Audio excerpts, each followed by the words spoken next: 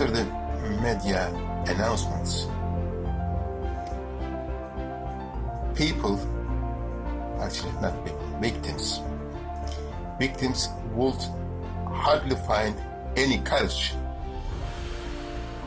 to express how they were victimized. I'd like to point out again, people were afraid of telling their victimization to our research, thinking that we might be police agents, intelligence agents. But we were asking their victimization. We were not asking them how they were involved in terrorism, coup d'etat, which crime they committed. We asked them, what happened? We are ready to listen to you. But people were so much afraid to tell even their victimization. But we actually insisted on our calls, finding some human rights activists to support our research. Now we can tell you that at least there were 200,000 primary victims of Erdogan in 2016. Out of that 200,000 people, we could hardly find 2,000 to answer our call. But our research were not concerned only with victims. We called victim families to join in our research, plus non-victims. So, actually, if I separate victims out of that 2,000, around 1,300, 1,400 of them were actual victims. The rest were family members of victims who were probably in prisons, this and that. 200, 300 people were non-victims. We used them as a control group to find the differences, whether they were thinking some other ways than the victims or victim families.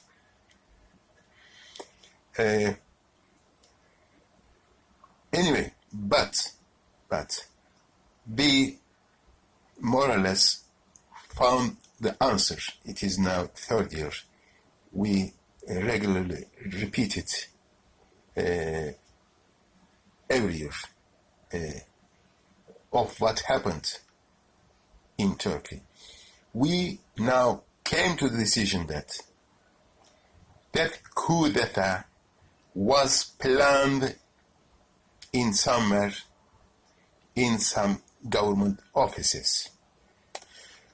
We didn't start our research to find out who did that coup d'etat, this and that. We never had intention of that. If we had intention of that, we knew that we would be arrested next day. So we never came into that question. But our data came to us, led us to that way. The data came to us, made it clear that all those who were pushed out of their jobs were blacklisted, including me.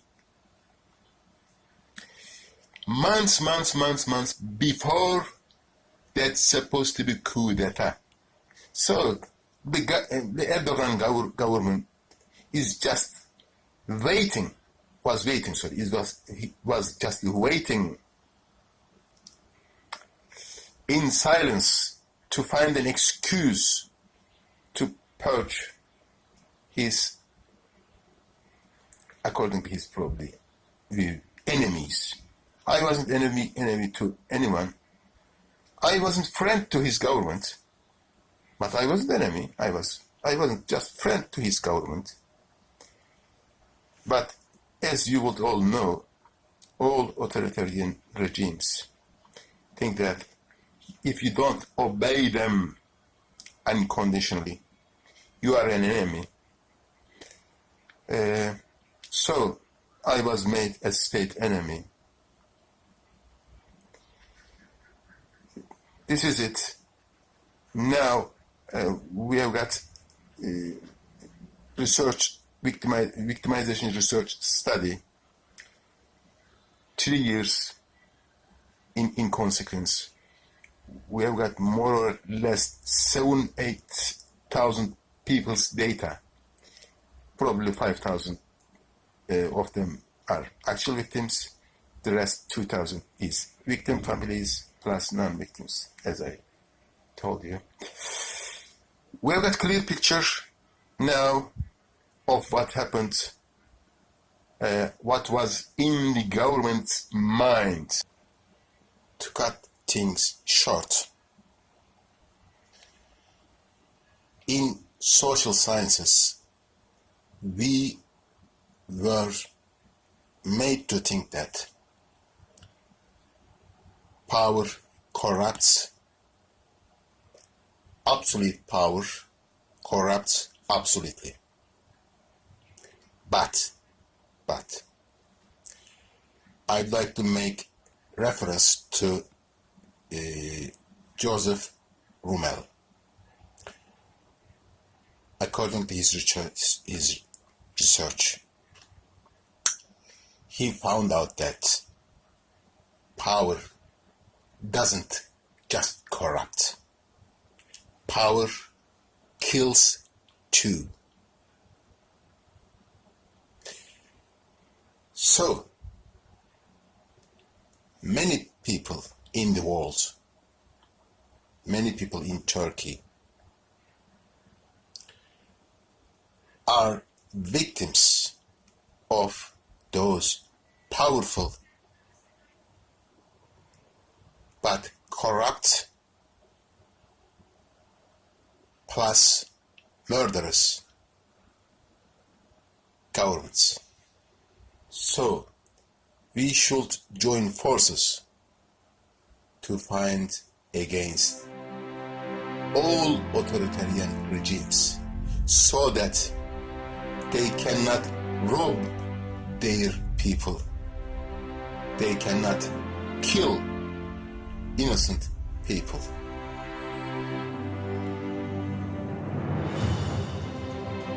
That's my appeal, and I thank you all for listening to me. Thank you very much.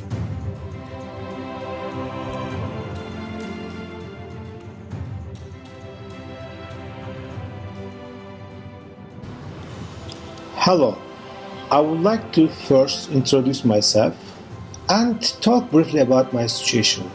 Then I will state psychological difficulties I and other people have had. Briefly, I was working as an academic member of Psychological Counseling and Guidance Department on 15th of July 2016 when the claimed military attempt occurred in Turkey. Me and my wife were exposed to an investigation by the management of the university at that time, accused of being member of an armed terror organization, and we were laid off in January 2017 without a clear explanation for the same claimed reason. At that time, my daughter was just born. In March 2017, I was unfortunately arrested for the claimed reason, although I went to the police station myself whenever they called me. In the beginning of April 2017, I was unluckily taken to prison, and my daughter was only 3 months old at that time.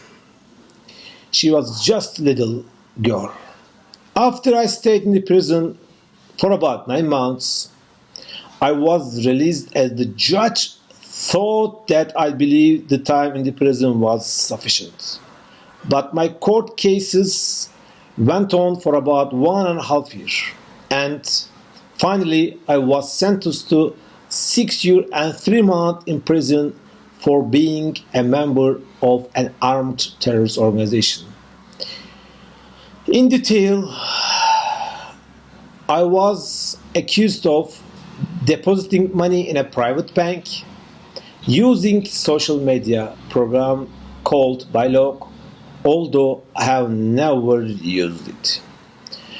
And I was also accused of working at a foundation university between 2010 and 2012. And also I was accused of a witness statement saying that he saw me at a foundation meeting a few times in 2006.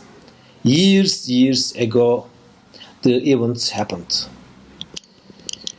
I would like to remind that the university management and the judge had no clear evidence that I did these things within an armed terrorist organization. In addition, they didn't take witnesses and documents in my favor into consideration, unfortunately. During this time, we were not allowed to work anywhere, including private universities and schools, like many others. I have been working as a freelancer for 3 years to make our livings. We and many others who were laid off their institution without a reason and stayed in the prison, who didn't have chance to work and who lost one of their relatives, had really severe psychological problems such as post-traumatic stress disorder, which triggered by the sequential events leading to flashbacks, nightmares, and severe anxiety and uncontrollable thoughts about the ongoing events which interfere our day-to-day functions, as these symptoms got worse because the process had lasted for years. Most people felt down or were sad with intense emotions of anxiety, hopelessness, negativity, and helplessness. Staying isolated from the society have led hundreds of people commit suicide, experience major depression. Almost all of these people have experienced future anxiety due to the uncertainty about their lives and fears of undesired changes expected to occur in their near future. Overall, all these people will sure need psychological assistance to overcome their psychological problems, disturbances, and adapt to their social work lives in their future. Thank you.